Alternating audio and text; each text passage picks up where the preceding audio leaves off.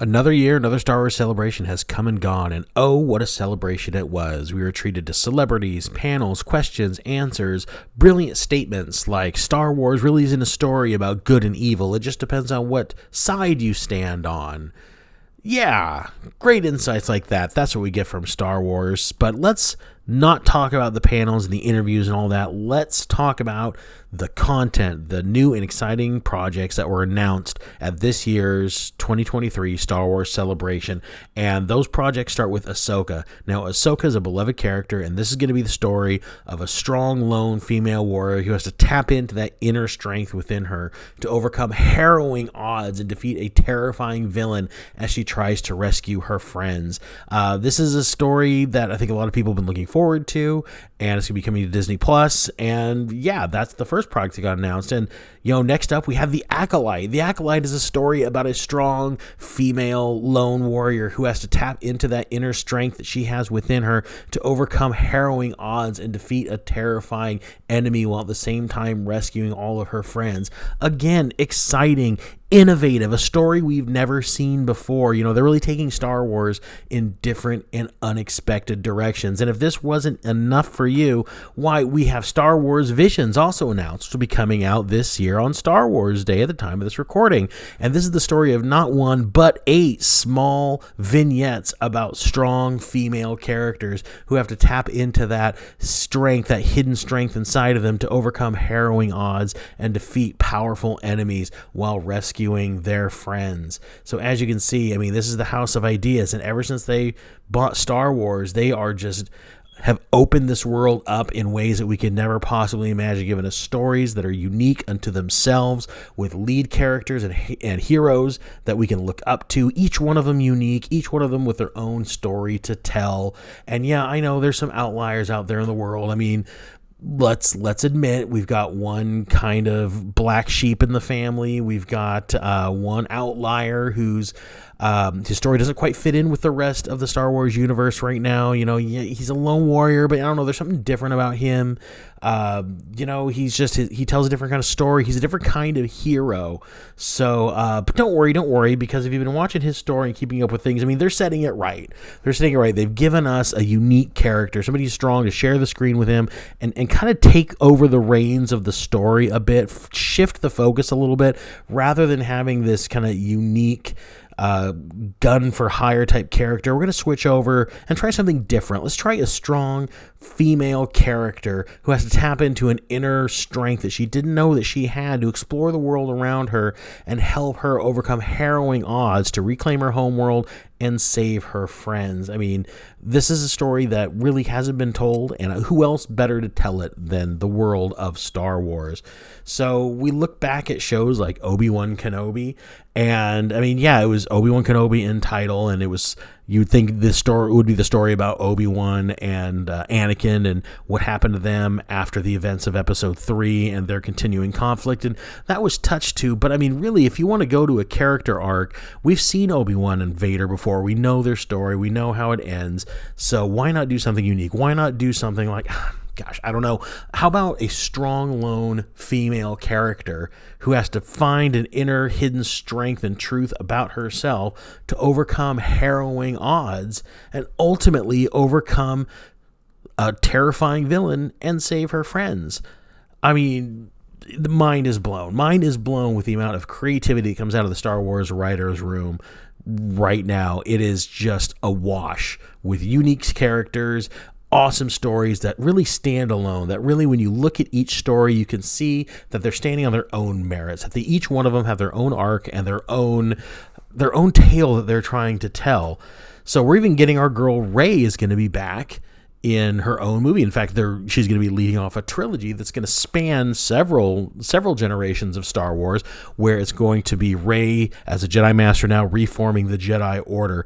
Now, Rey has always been an interesting character to me, because I thought when she first came out, this was a character who had a lot of potential. She was this, nobody plucked from the edges of the universe. She had a strength within her she didn't quite understand. She got thrown into this bigger conflict of the galactic war between the First Order and the Resistance.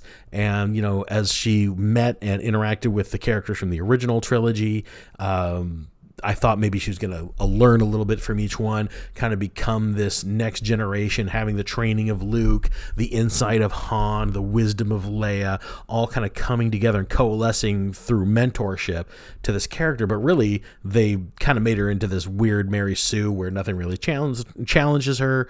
No enemy can even come close to defeating her. She really doesn't need leadership or mentors.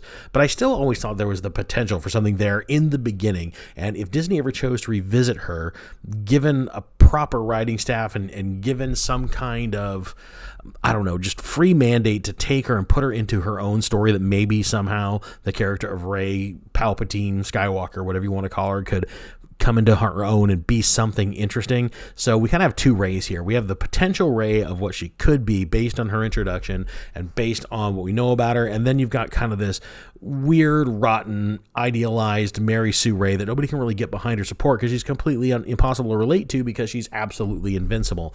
So out of the two Reys, which one do you think we're probably going to get in this new movie series?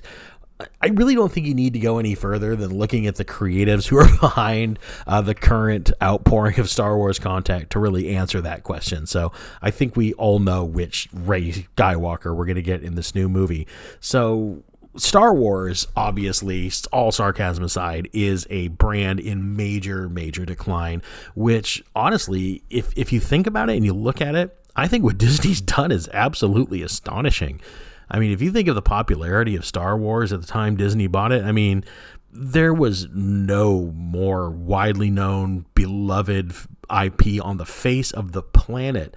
And Star Wars literally was universal. Everybody loved it. Everybody related to it in one way or another. Everybody took something from that story that kind of went into themselves, into their psyche, their makeup. I don't know what it was. It helped fuel their imagination. It kind of helped fuel their passion for what they wanted to do in life. So many people, just love these movies, and it means so much to so many. And then for Disney to take it and then just run it into the ground and take it from being so beloved to something that so many people are just absolutely at each other's throats about, to ultimately to just absolute apathy. I don't even think anybody cares about Star Wars anymore, especially if you look at the viewership numbers of all their stuff now. Everything is just plummeting and going down.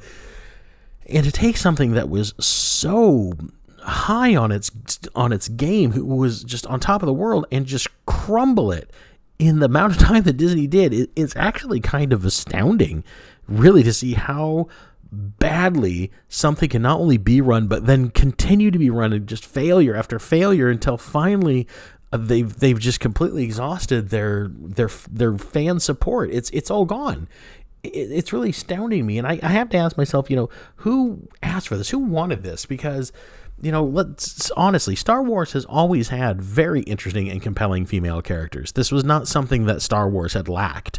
It wasn't like somebody, took over the Star Wars franchise, can look at what had come before and say, hey, you know what?